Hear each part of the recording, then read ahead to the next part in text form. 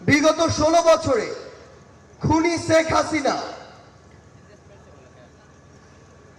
যাকেই তার potential threat মনে করেছিল তাকেই যেভাবে পেরেছে নানা উপাধি দিয়ে, নানা তকমা দিয়ে ব্লেম গেম খেলা যেটি ছিল সেই খেলায় মেতে উঠেছিল।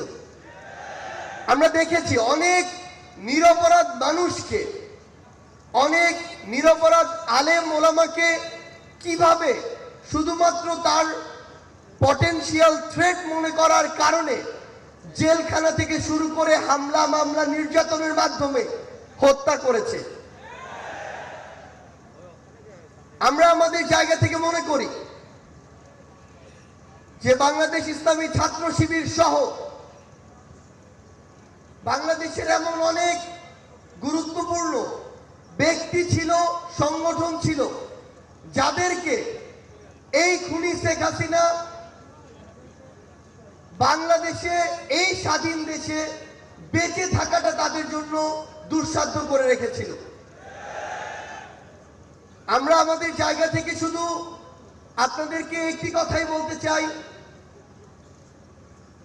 খুনি শেখ হাসিনা যেভাবে আপনাদেরকে সহ অনেককেই রিপ্রেজেন্ট করার চেষ্টা করেছিল, বাংলাদেশের বর্তমান প্রজন্ম সেটিকে কিন্তু বিশ্বাস করে না।